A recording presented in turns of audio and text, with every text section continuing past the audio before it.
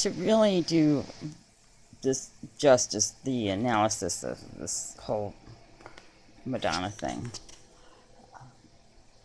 you have to take not only the occult knowledge, but also your biblical references and your Quran and other religious and historical texts.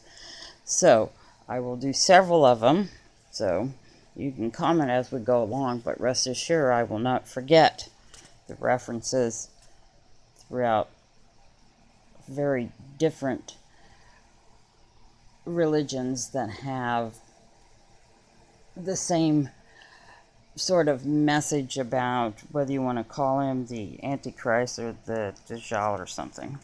Little horn. Anyways, I believe there's dual messages here. We're going to move off of Madonna at the moment. She still has her eye patch on the left eye.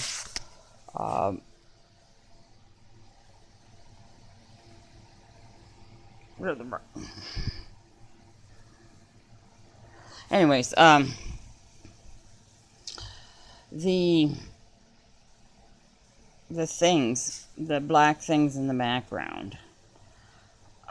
There is a tale about primitive creatures that were sealed by one of the ancient Muslim leaders.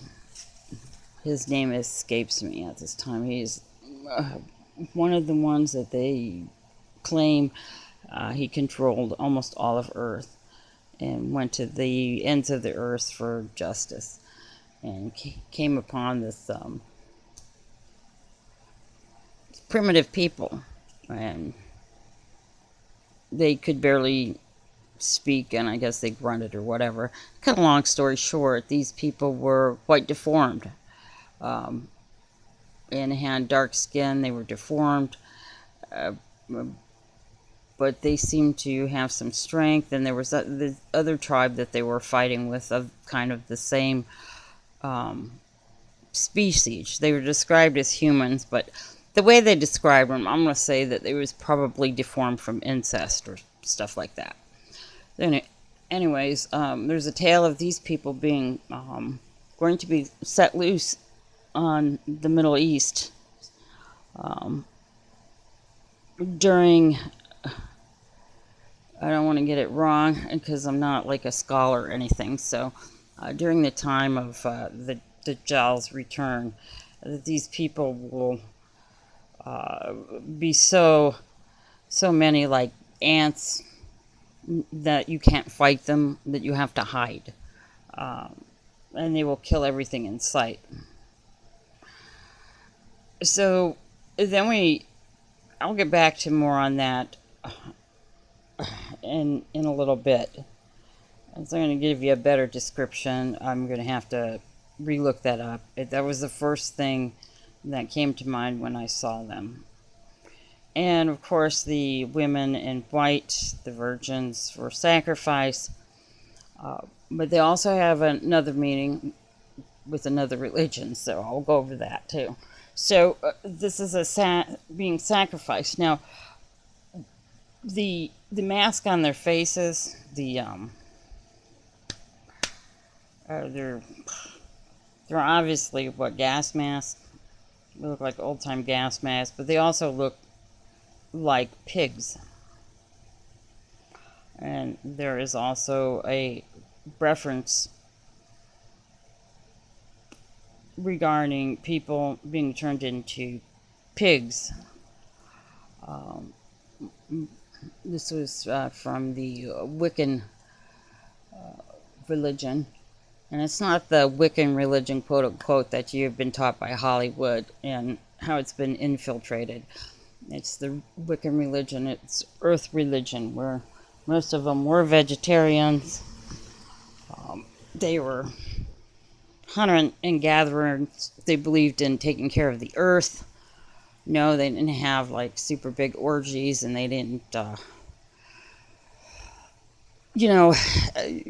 I know some people get mad at, like the Catholic Church will burn candles, and some people burn candles, but a lot of times the candle is burnt for focus um, and comfort. So they were no different. And they would put things on their altar that they wanted, that they wished for. It's kind of like a kid putting together a Christmas list. But in any event, there's tales of the sinners, for lack of a better term, they called them something else. The sinners being turned to pigs. Uh, the women would be the sinners that were women would be turned to pigs or hogs um, when the the judgment came around once a year. They had this big gathering and this big judgment, and that if you basically didn't behave yourself as an adult, and you would be turned into a pig. I'm sorry, I don't want to laugh. The costumes, like I said, they're trying to represent several different religions. Uh, in the costumes, that's why they kind of look poorly designed. And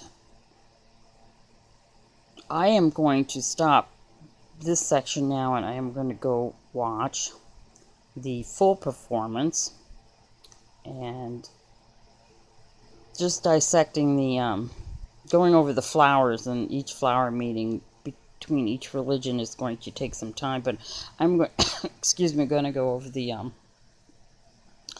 whole video and give an overview next.